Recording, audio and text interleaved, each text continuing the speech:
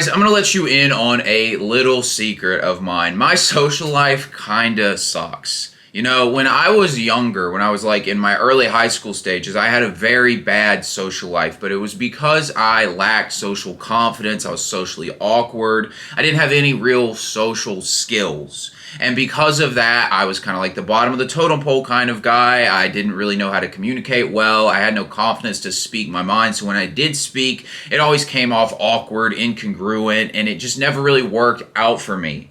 Then what I did was I decided that the thing that would solve my problems in life was if I got this really awesome social life put together. And so that was something I worked on. And it's only natural when you feel a lot of pain in a certain area of your life, which I'm sure a lot of you have experienced this with your social life, where that feeling of lack, where you really want to have friends, you really want to feel validated by people, you really want to feel like you connect with other people. When you feel like you're lacking that, it becomes a huge priority to change that and to become somebody who is well liked and popular. And that's something that I worked on, and I became good socially. I developed good social skills and an understanding of what it meant to have a good social life, social dynamics, all these kinds of things. So I wasn't a loser. I knew how to speak confidently, and I put together a pretty good social life for myself. I always had somebody to hang out with. Now, what I discovered from this is that I'd been chasing something that was kind of stupid in the long run. Ultimately, when you're chasing a big social life, what I found out was that you're chasing a sense of belonging because you don't really feel good within yourself. Now, I want to be clear.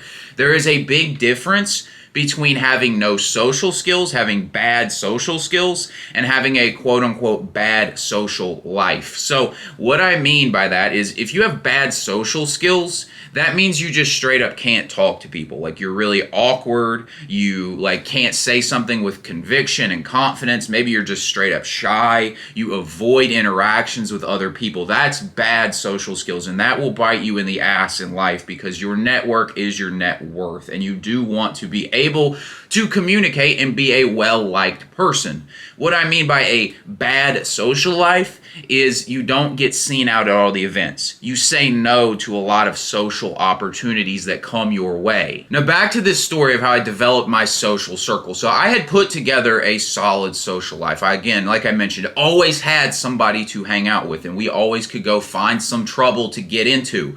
But what I figured out when I decided that I actually wanted to be somebody successful in this world was that this was such a thing that was holding me back.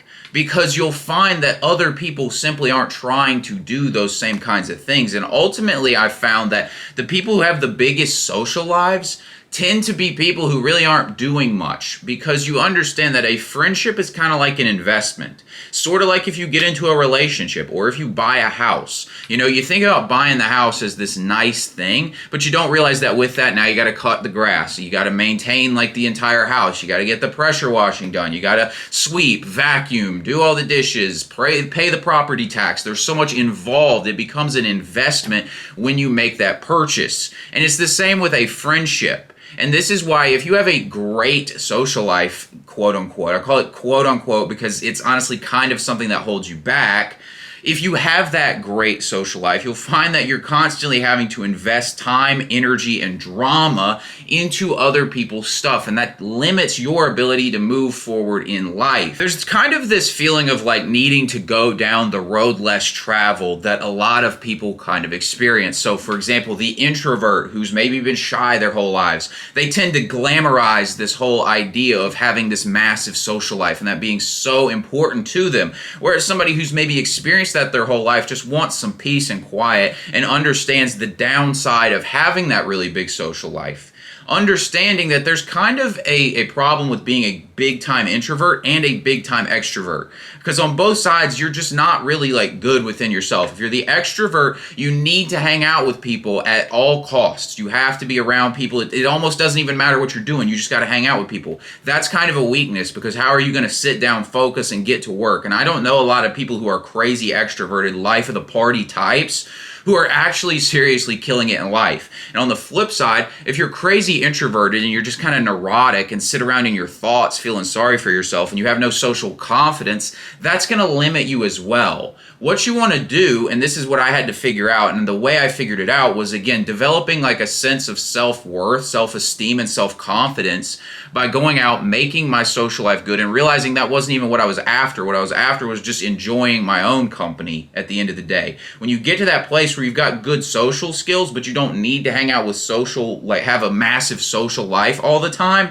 you reach this place of empowerment where you can kind of just move forward in life and focus on your own goals. Another thing to understand is that look at the most successful people out there and you'll figure out that they don't have this like big social life. It looks like they have a big social life, but I'll give you an example. Look at The Rock. Do you think The Rock is just hanging out with his boys all the time? No, he's not, because like how could he get up at 3 in the morning and go work out, make all these movies, have all these products, and go on his mission in life if he's having to invest all this time in just random hangouts with people and stuff like that? He couldn't. Now, he's obviously got friends and he's obviously got social skills, but that doesn't mean that he has this amazing social life. You have to understand that having a social life is going to come at the expense of a lot of other things. And it would be much better if you really learn that I don't actually need this, and that usually I'm kind of doing this because I don't really feel that comfortable being with myself, or maybe I haven't even gotten clear on the goals that I'm trying to accomplish in my life. Another reason that I opt to have a bad social life, and I kind of recommend you do the same, is because I'm clear on what it is I want for my life.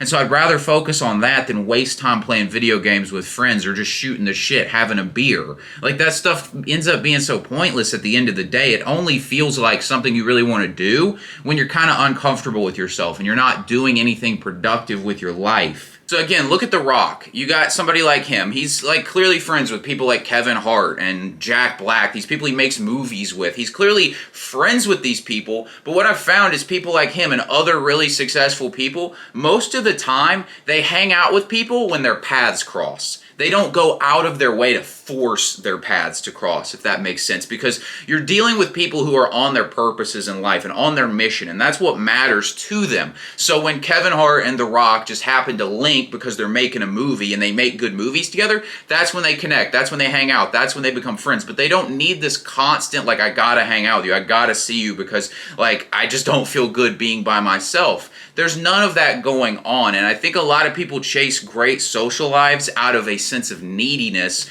rather than just enjoying being with themselves. And if you see somebody you relate to, you enjoy hanging out with them. That's that sweet spot that I've personally discovered, where when I see my friends, I might not have seen them in a month or two, but I'm happy to see them and we can catch up and keep it moving, but we're all on our own missions, rather than everybody having to get distracted from what they're doing to hang out and do something stupid because we're trying to have this great social life. We got to go out and get some beers. Like, why do we need to get beers if we're focused on our mission in life? You know what I'm saying? And this isn't to say you can't have any fun, but it's to say don't prioritize having this massive social life and glamorize it if you've never had it, because you'll find that it's a lot more disappointing than you really think it is. So to close this out, guys, this is not about being antisocial. This is about being good with you, enjoying seeing people when you see them, but not making it such a big deal and acting like you're missing out on something just because you don't hang out with people all the time. You need good social skills, but a social life that's really big is not necessarily a positive thing, and you shouldn't glamorize it. Guys, if you got something out of this video, give me a like, hit the subscribe button and bell icon so you don't miss new videos. Thanks for watching, and I'll talk to you later.